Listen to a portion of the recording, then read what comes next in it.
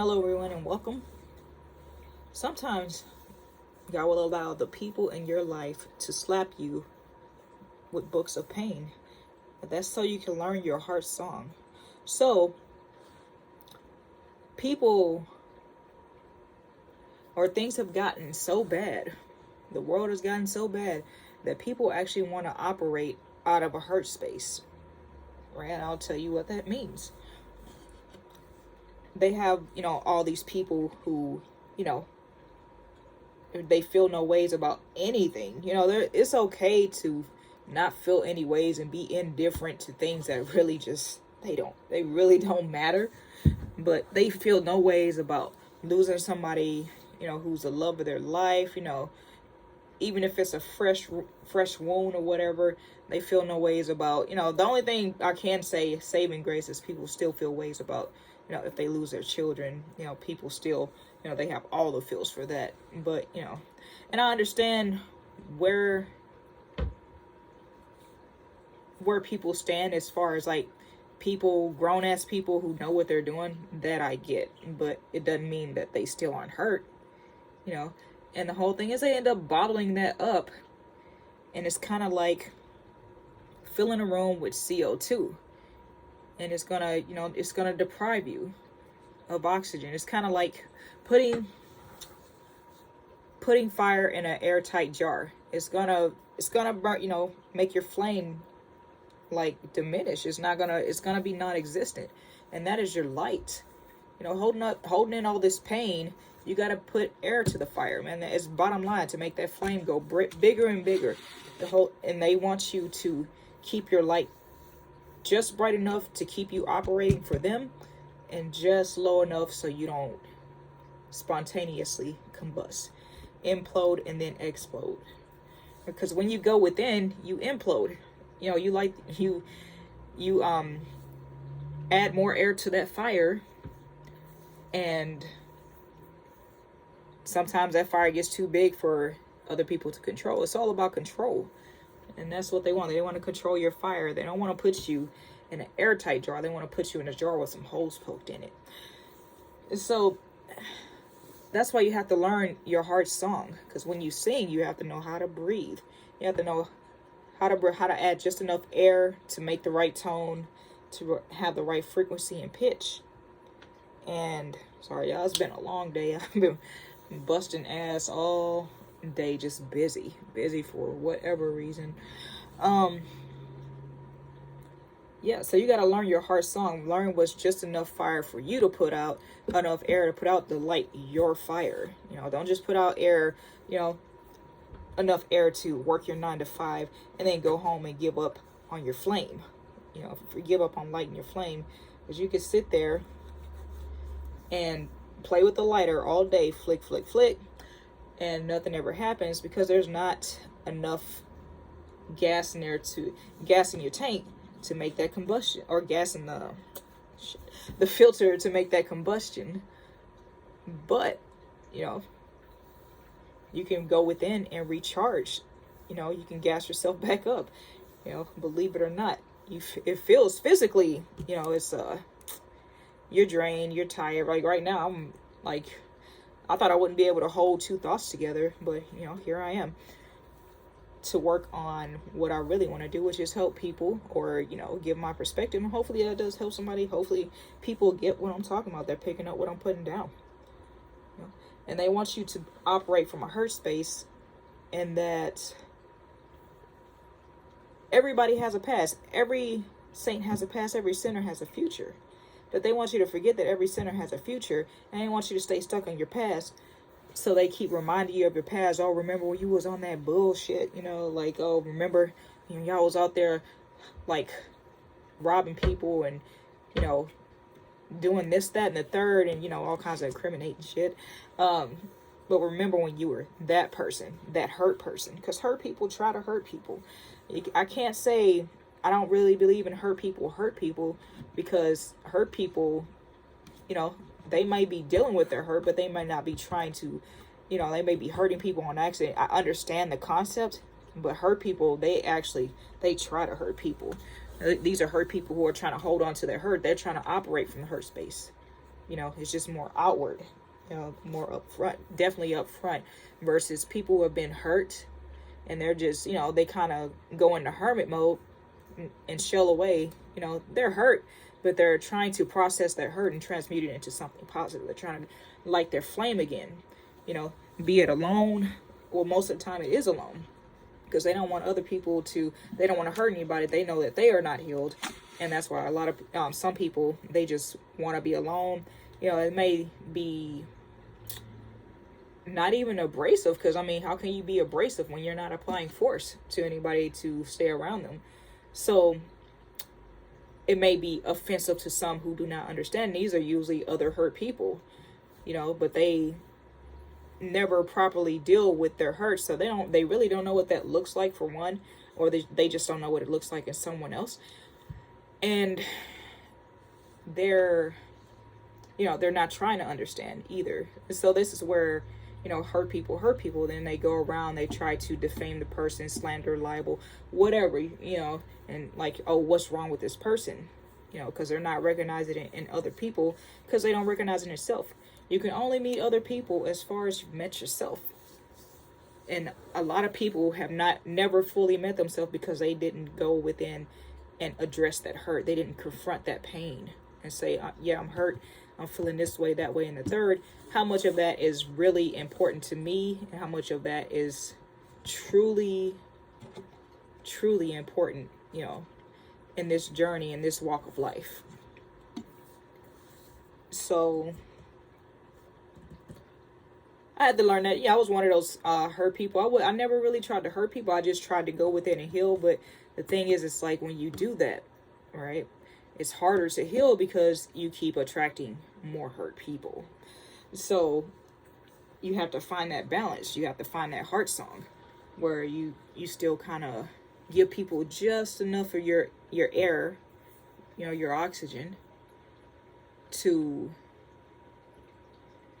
keep them from blowing out your flame, or expending too much CO2 in your direction to extinguish your flame, and just enough to keep your fire lighted until you have enough oxygen.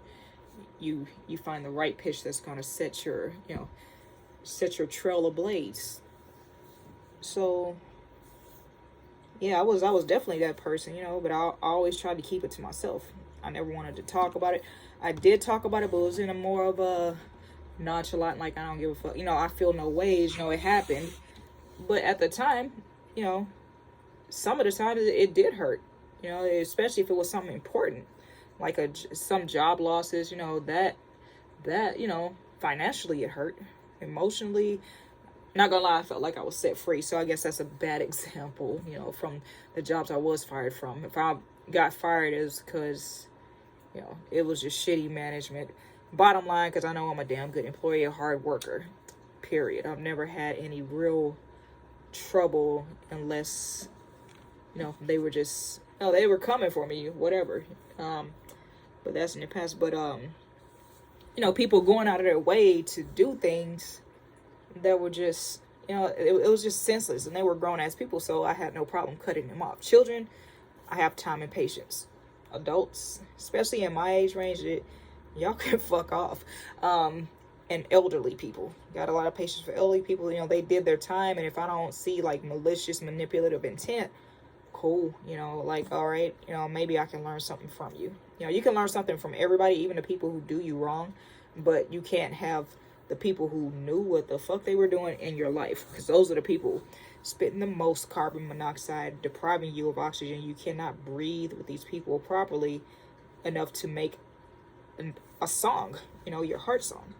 So those are the people who really need to go. It's all about intent. I've usually been pretty good on intent as far as people. Usually I'm a pretty decent judge of character when it comes to people and their intentions, their energy, you know, because the whole thing is you got to be able to read energy, man. And read intention. You definitely, you know, part of that, and those put together are just flat out discernment, you know, just being a good judge of character. Yeah, the whole judge thing. Okay, I get it. you know, but that's to judge like, oh man, you know better. But you know, some things you don't know where people are coming from. You know, they're coming from a hurt place, but you know, why is that hurt there, basically? And you know, it's a growth process, and everything's about growth. And some people, they, you know, they want to Al Bundy the stuff. You know, they want to stay there stuck with their hand in their pants, you know, talking about how they graduated from Polk High, you know, because everything after that was probably a spiritual journey. You know, everything after that was like an uphill battle, uphill struggle, and they really weren't trying to make it out of that either. You know, they want to keep reliving the past timeline. And, you know, so that's why they stay stuck, and they never really quite make it out of their spiritual journey. They grow some, they have some growth, but they never grow enough to reignite that flame that they had, and even greater than when they were on that past timeline. So they really, honestly, in all honesty, they end up duping themselves by living in the past. Because there's, you know, that's why it's called the past. You leave that shit behind. Just like it's dust now. You know, but the whole thing is people stay stuck there because they're still hurt from it. They haven't healed. It's like a wound you keep opening up. And it's like you want to be there in that hurt space because you will not progress past that wound because you keep opening the scab. You keep picking at the scab. You know how when you were little, you know, don't pick your scabs because it'll leave a scar. Well, it's the same shit. You know, you might, in this one, you might have a scar, but it was from, if you heal properly, you know, the scar won't keloid more than likely. Unless you're fucking with it. You just keep fucking with it. Because I got keloids like on my arm and stuff on the back from a motorcycle accident. Yeah, it'll keloid. And it'll just be a thick husk of skin, of scar tissue over where that used to be. And so now you can just go back and look at it. So, yeah. Actually, it's this arm. So, yeah. When you want to keep picking at the, that's just you looking back at your past. When you keep picking your scabs and all that, that's just you looking back at the hurt of the past, the injuries, and you want to keep opening up that scab. Even when it hurts, you sitting there peeling it, and you can feel yourself peeling it, and it's hurting, and it's like you want to still be there, and for whatever reason, you know, even though it's causing you pain to still be there, you don't want to just leave it alone and let it heal up and let the pain ease, you know, just ease itself away and then risk infection. So the infection, you know, is the type of people, places, the type of energies you attract, the type of entities that you attract from operating out of a hurt space. So hurt people attract other hurt people, you know, whether it be you're hurt internally and you haven't healed from it, or outwardly. You know, and you're just out there just expressing your hurt. You know, that's how you just move. That's how you operate. You know, you slither, basically. Or you try to bulldoze. You try to trample. So, sorry, I'm trying to keep these thoughts together. I'm just off the top of the dome as always. Yeah, so you attract toxicity. You attract bad habits, bad diet, drinking habits, drug problems. You become maybe abusive, if not towards yourself, you know, then towards those around you. So then you hurt it's a vicious cycle. So then you hurt them, and now, you know, they're learning from, if it's your kids, they're learning from your behavior patterns, because they, you know, it's never with kids, not all the time anymore. The majority of it is not do as I say, not what I do. They're going to do what you do, okay? Bottom line. They're going to look at you and focus your habits. Like my son, 15 years old, he sees me working out. He works out right there alongside with me. Do as I do. Is he sitting there playing video games? You know, or if I tell him to go do laundry or wash dishes or something, he's gonna, you know, not probably a bad example because nobody likes chores. But if he was sitting there playing a video game and saw me working out next to him, he's gonna get up and work out. Do as I say, not what I do. I don't think, you know, that's just not effective for kids. I mean, come on. So if you're operating out of a hurt space and you're not trying to do the inner work to heal, if you're not open about your emotions, oh, I feel no ways about it, fuck that person, you know, when it was, you know, once it's love, it's always love, man. Bottom line, you know, if the love was ever real, And that's the whole thing. It's always love. It's just like when you ever, if you love someone, you don't, because they do, you know, they did you wrong, you guys separate, you don't go out and, you know, try to destroy. Or if you love yourself, most importantly, if you love yourself, you're not going to spend your time and energy, you're not going to spend, you know, words in your heart song trying to disrespect and take that person down and go out of your way for it. On top of that, take time out of your day to initiate arguments and all that stupid shit because you love yourself. You're trying to heal yourself, and your kid's going to see that, right? Let that other person do what they do. You know, they're going to, you know, people are going to try to start arguments with you because sometimes they're just numb inside and they just want to feel something. Even if they know that you would rip them to shreds, because I know me. Man, I would try to resist. God knows I try to resist, but once you pursue, like I'll let you hang yourself.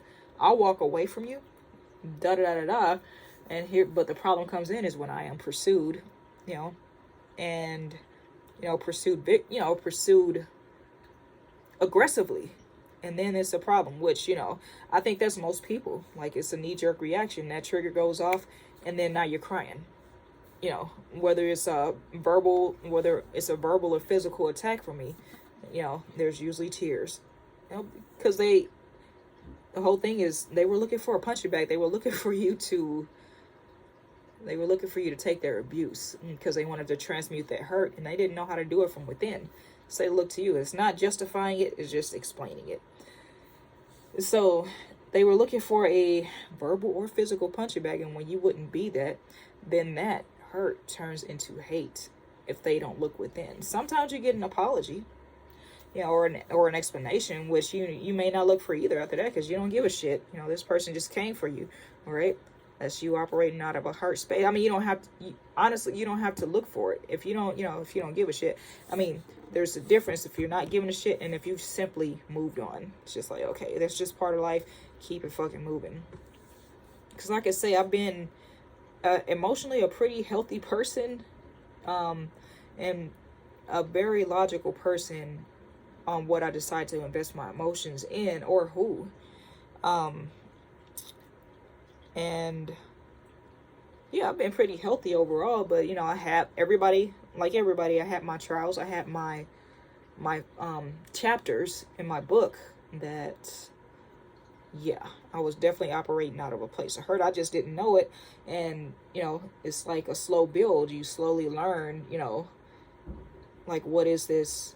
I'm moving like this. I never used to move like this, you know, what is causing me to move like this, you know, what was the initial trigger, so on and so forth. It's a whole process that you learn. So, you know, allow people to hand you, you know, books of pain, man. The whole lesson, the whole homework or test is for you to transmute that energy into your healing. You know, transmute that hurt into lessons of healing, and you heal yourself. And then from healing yourself, you can heal others, you know. And this is just simply through storytelling. This, the lessons you teach other people, be it from their physical health, you know, teach them health is wealth, or, you know, take care of their mentals as well, you know, because mental health is number one. You don't take care of your mental health, you can be in the best shape in the world, but you're still fucked up. You know, it means nothing if you're in the best physical shape, you know, and vice versa. You can be in the best mental shape, and your physical will be the thing that takes you off the senses. So you gotta work on it all around, and spiritually as well, you know. And if you're not spiritually healthy, let's face it, you're just not mentally healthy either, more than likely. You know, you're probably possessed or something, and or, you know, you have some mental condition, mental disorder. So yeah, healing is number one, man. Make sure you sing your heart song. I think I'm gonna just make that a new closing to my videos. So drink water, mind your business, tell the world your worth, or don't let anyone dictate your worth. And most importantly, sing your heart song. Peace.